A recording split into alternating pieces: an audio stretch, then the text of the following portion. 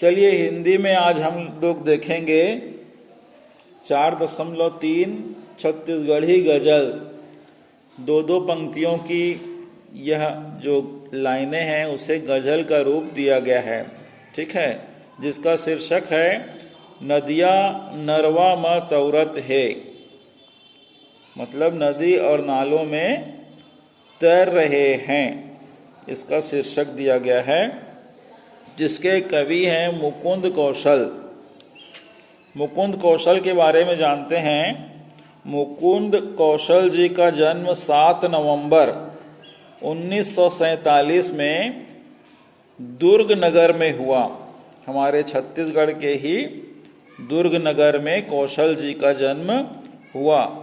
ये हिंदी और छत्तीसगढ़ी के कुशल कवि एवं सुपरिचित गीतकार हैं। गीतकार मतलब गीत लिखने वाला, ठीक है।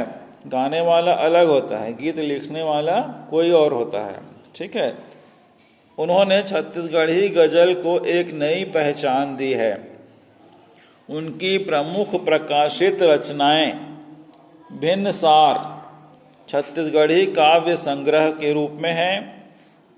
लालटेन जलने दो, यह भी हिंदी काव्य संग्रह है। हमर भुइयाँ हमर आगास, आगास मतलब होता है आसमान, भुइयाँ मतलब होता है धरती। हमारी धरती हमारा आकाश या आसमान, ठीक है। यह भी एक छत्तीसगढ़ी काव्य संग्रह है। उसकी अन्य रचना में है मोर गजल के उड़त है परेवा। मोर गजल के उड़त परेवा, परेवा मतलब होता है पक्षी, ठीक है।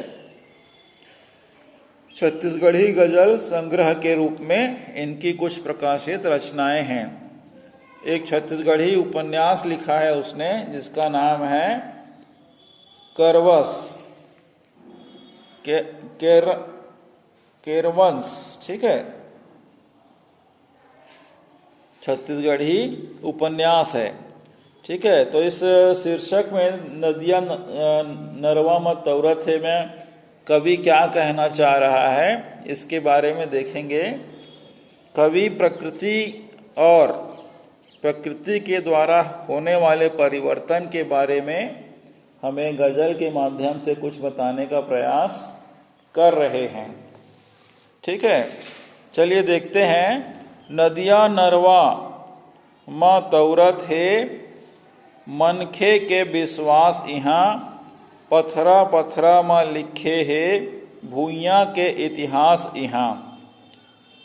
कवि कहते हैं कि नदियों और नालों में तैरते हैं, मतलब नदियों के माध्यम से जो हमारे छत्तीसगढ़ की नदियां हैं उनके माध्यम से यहाँ पर बताने का प्रयास किया जा रहा है कि किस प्रकार से हमारे छत्तीसगढ़ की नदियां और नालों में लोगों का विश्वास, मनखे मतलब लोगों का विश्वास माना जाता है। हमारे छत्तीसगढ़ में नदियों को, छत्तीसगढ़ के अलावा पूरे देश में नदियों का पवित्र स्थान है, उसे पवित्र माना जाता है, ठीक है। तो इसके बारे में बता रहा है कि हमारी छत्तीसगढ़ की नदियों में और नालों में लोगों का विश्वास, ठीक है। और पत्थरों में, पत्थरा मतलब पत्थरों पत्थरों में लिखा हुआ है हमारी धरती का इतिहास। इन दो लाइनों में ये बताने का प्रयास किया जा रहा है, ठीक है। उसके बाद तीपत भोमरा, तीपत भोमरा, तीपत मतलब तापमान में जलता हुआ, भोमरा मतलब गर्मी के दिनों में धूल के माध्यम से जो हवा चलती है, जिसे हम गोल घेरा भी बन जाता है कभी कभी, है ना, उसे कहा गया है भोमरा, ठीक है। तीपत भोमरा बरसत पानी के हमन टकरहा हन, लइका मन संग खुडवा खेलत रहिए 12 मास यहाँ। कवि बोलते हैं कि गर्मी के दिनों में इतनी तेज सूर्य की गर्मी होती है और उस गर्मी के वजह से धूल चलने पर धूल भरी आंधी भी होती है। उसके अलावा वर्षा आदि ऋतुओं के हम टकरहा हो गए हैं, मतलब हम आदी हो गए हैं। हम हर मौसम का आनंद लेते हैं। इसके अलावा बता रहे हैं कवि, लइकन मन संग खुडवा खेलत रही है 12 मास, मतलब बच्चों के साथ कभी कभी ऐसा समय व्यतीत होता है जैसे मानो हम 12 महीने ही खुडवा खेलत रही थे। खुडवा मतलब होता है एक प्रकार से कबड्डी जैसा खेल, 12 महीना खेलते रहते हैं। ठीक है। इसके अलावा इसमें पंक्ति में बोल रहे हैं कि तपती हुई धरती हो अथवा बरसात, इसमें भीगने के लिए हम आदी हो चुके हैं।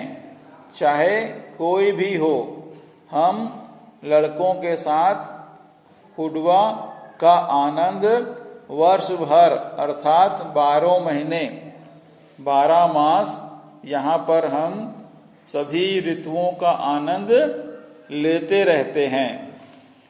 ठीक है।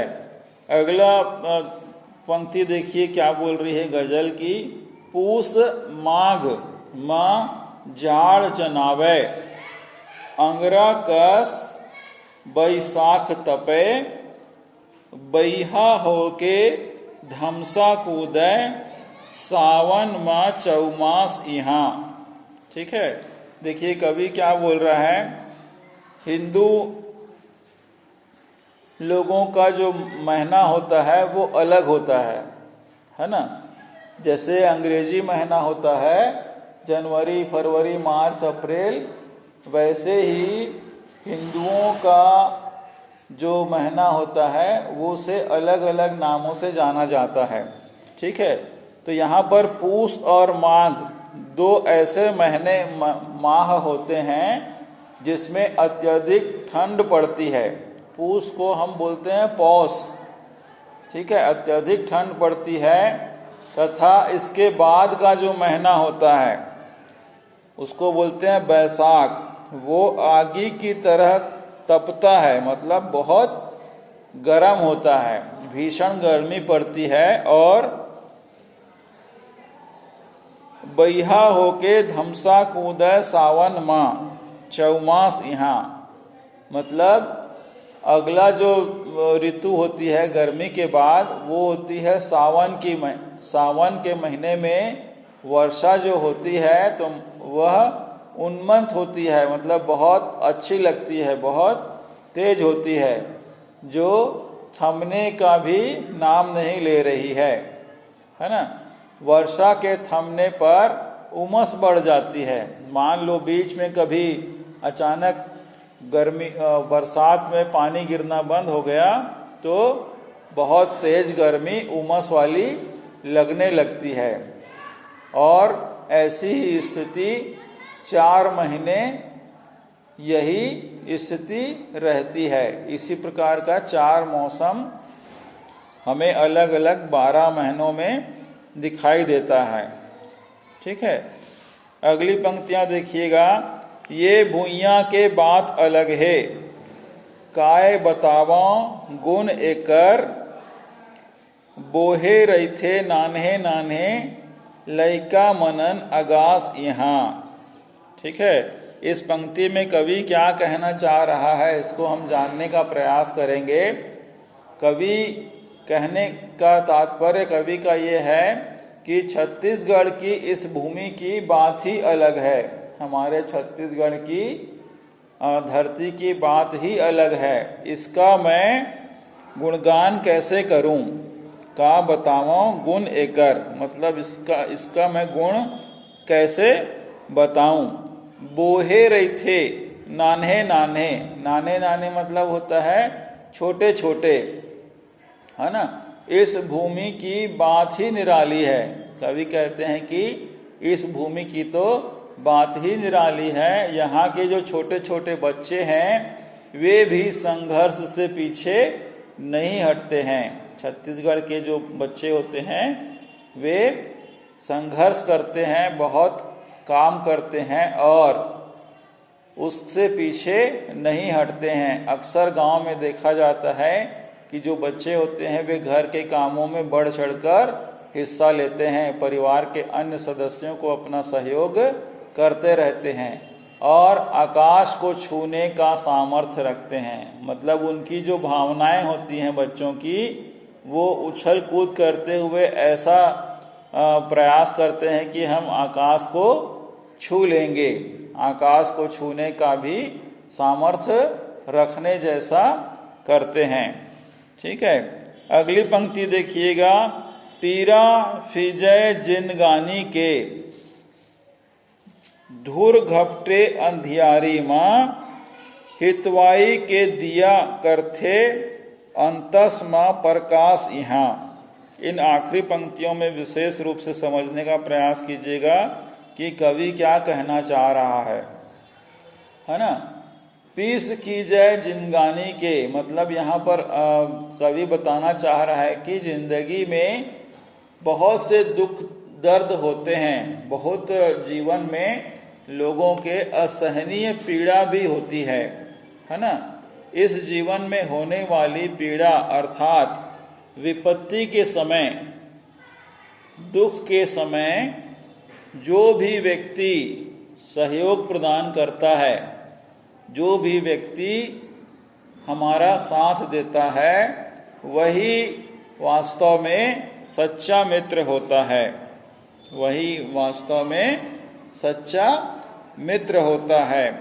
उसके बाद कवि क्या कहना चाह रहे हैं कि हितवाई मतलब वही सच्चा मित्र का साथ पाकर हमारे अंतर मन का अंधकार दूर हो जाता है, अर्थात हम प्रकाश में आ जाते हैं और वही सच्चा मित्र का हम साथ पाकर अपने जीवन में जो हमारे अंतर मन का अंधकार होता है वो दूर हो जाता है, क्योंकि सच्चे मित्र ही सही राह दिखलाते हैं। अगर कोई मित्र हमें गलत बात बता रहा है, गलत रास्ते पर ले जा रहा है, तो वो हमारा मित्र नहीं है, हमारा सच्चा मित्र नहीं है। सच्चा मित्र वही होता है जो हमें अच्छे रास्ते पर ले जाए और हमें आने वाले गलत संगतियों से बचाकर रखे, है ना। तो इस प्रकार से कवि इस पंक्तियों में बता रहे हैं कि जो दुख के समय में हमारा साथ देता है वही सच्चा मित्र होता है। अब अगली पंक्ति में देखिएगा। ये ममियारो राम लखन के, बानासुर के राज एही, राम लखन सीता आइन है, पहुना बन के खास यहाँ। अब देखिए छत्तीसगढ़ की एक विशेष पहचान रही है। यहाँ पर ये बता रहा है कवि कि छत्तीसगढ़ जिसे पूर्व में कौशल प्रांत भी कहा जाता था, कौशल राज्य भी कहते थे, है ना। जो राम लखन अर्थात राम और लक्ष्मण का ननिहाल था, जहाँ के राजा थे बाणासुर, ठीक है, वहाँ की स्थिति को बता रहा है। राम लखन का ननिहाल था हमारा ये छत्तीसगढ़, जहाँ के राजा थे बाणासुर। उसके बाद बता रहे हैं कि राम लखन सीता आयन है। राम लखन और सीता जब उन्हें वनवास मिला था तो वे इस तरफ भी आए थे और सहस्त्र बाहु जो बाणासुर था वो बहुत बाहुबली था। वनवास के समय में राम लक्ष्मण और सीता हमारे छत्तीसगढ़ में मेहमान बनकर यहाँ पर आए थे। पहुना मतलब होता है मेहमान, ठीक है। इस पंक्ति में यही बताने का प्रयास कर रहा है कि हमारा छत्तीसगढ़ का क्या महत्व है, कैसे छत्तीसगढ़ राज्य हमारा विशेष बना है। हर चौका ले कोंटा तकमा, माढ़े है देवता धामी, कौशल अहिछे गंगा मैया, औ पाबे कैलाश यहाँ। अब देखिए अंतिम पंक्ति में कवि क्या कहना चाह रहे हैं। छत्तीसगढ़ में देवी देवताओं का विशेष स्थान रहा है और नदियों को भी देवता देवी माना गया है। इस पर कवि कह रहे हैं कि हर चौराहे पर, यहाँ से लेके वहाँ तक, अर्थात हर कोने तक भी जहाँ देखो वहाँ देवी देवताओं का स्थान रहता है।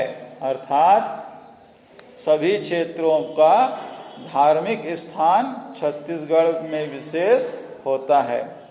इस कौशल प्रांत अर्थात छत्तीसगढ़, इस कौशल प्रांत अर्थात छत्तीसगढ़ में जो नदी है जिसे महानदी कहते हैं, जो गंगा के समान ही पवित्र मानी जाती है। जो नदी है महानदी हमारे छत्तीसगढ़ की, वो गंगा के समान पवित्र मानी जाती है। तथा कैलाश अर्थात शिव, तथा शिव की तपोस्थली, शिव की जो तपोस्थली है हमारे छत्तीसगढ़ में, उसका नाम है राजिम। राजिम को यहाँ पर छत्तीसगढ़ का कैलाश भी कहा जाता है, वह भी छत्तीसगढ़ में स्थित है। इस प्रकार से पूरी गजल में मुकुंद कौशल ने छत्तीसगढ़ का महत्व बताते हुए वहाँ की नदियाँ और नालों को भी पवित्र माना है, देवी देवता का स्थान देते हुए समझाने का प्रयास किया है। ठीक है, तो अच्छा लगा होगा यह 4.3 है ना। तो छत्तीसगढ़ की अपनी एक अलग महिमा है, अलग उसका महत्व है। तो आज के लिए इतना ही।